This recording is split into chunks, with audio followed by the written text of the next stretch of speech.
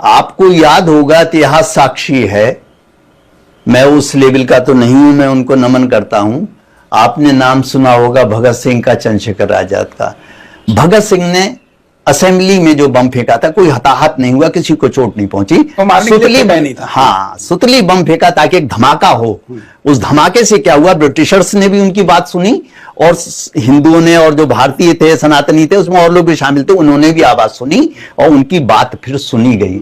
मेरे पास मुझे पूरा करने दीजिए प्लीज। मेरे पास अपनी बात सुनाने का कोई जरिया नहीं था। क्यों नहीं था वो मैं बताता हूं। जो गवई साहब ने कहा वो ऑर्डर में नहीं लिखा, ओपन कोर्ट में सैकड़ों वकीलों के सामने मुंह जवानी कहा। अगर उन्होंने लिखा होता ऑर्डर में, तब तो मैं उसके खिलाफ कोर्ट में दोबारा डालता पिटीशन। अब ऐसा कुछ था नहीं। अच्छा, अब मुझे ले लीजिए। मैंने ये सोचा कि अगर मैं एक चिट्ठी लिख के भेजता हूं गवई साहब को, रजिस्ट्रार के थ्रू भेजी, खुद तो दूंगा नहीं, जाके रजिस्ट्रार ही फाड़ के फेंक देगा, जाने कितनी चिट्ठी आती हैं। अगर मैं किसी अखबार में लिख के दूंगा तो अखबार वाले भी छापे ना छापे, कोई बड़ी बात नहीं है। तो मुझे अपनी आवाज सुनाने का ये आदेश परमात्मा उसी विष्णु से प्राप्त हुआ। आप माने या ना माने, कभी मेरा कोई इरादा कुछ नहीं था। मगर 16 सितंबर से जब से उसने विष्णु भगवान को गाली दी थी कि मूर्ति से कहो अपनी खुद कर लो, ये सब पता नहीं क्या शक्ति थी दैविक। मैं, अगर मुझसे कहा जाए कि मैं तेजी से कहीं चल लूं तो मैं चल नहीं सकता, हार्ट की वजह से मेरी सांस फूल जाती है। पता नहीं वो कौन सी शक्ति मुझे चला के, क्योंकि मेरा गवई के अदालत में कभी कोई मुकदमा नहीं लगा, मुझे उनसे ना पहले कोई गरज थी ना आज कोई व्यक्तिगत, मेरा कोई व्यक्तिगत, मेरी कभी मुलाकात नहीं हुई, मैं उनके किसी भाषण को नहीं सुना।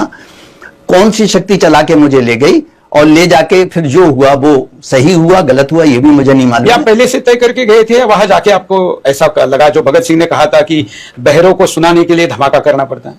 नहीं, देखिए, ये तो मैं कह दूं कि मैं गया तो घर से था, ये सोचकर कि मुझे अपनी आवाज सुनानी है, ये मैं घर से सोच के गया था और घर से झूठ बोल के गया था। मैंने अपनी पत्नी को भी नहीं बताया था कि मैं क्या करने जा रहा हूं। लेकिन हम तय करके गए। हाँ, मैं इनसे ये कह के गया था कि वो बार एसोसिएशन की मेरा एक्सपायर हो रहा है वो, तो मैं फीस जमा करके आ जाऊं, क्योंकि मुझे मालूम है कि सनातनी लेडी कोई भी अपने पति को किसी दुविधा में फंसने नहीं देती है। अगर घर के पड़ोसी के घर में रेप हो रहा है, चोरी हो रही है, या आतताई आए हुए हैं, मारकाट कर रहे हैं, तो अपनी नारियां, सनातनी नारियां ताला डाल देती हैं कि हमारा आदमी या लड़का घर से निकल के उसको बचाने ना पहुंच जाए। समझ रहे हैं ना? तो वो मेरी भी पत्नी है, वो नहीं चाहती, मेरे बच्चे भी नहीं चाहते, पत्नी भी चाहती मैं किसी आफत में फंसूं जाके। तो मैंने इनसे भी झूठ बोला, जिसके लिए मैंने इनसे, जब मुझे पुलिस ने अरेस्ट किया तो सबसे पहले फोन उठा के मैंने कहा कि मैं तुमसे क्षमा चाहूंगा, मुझसे ऐसा ऐसा काम हो गया है जो मैंने तुम्हें बिना बताए कर दिया। मैंने माफी मांगी थी।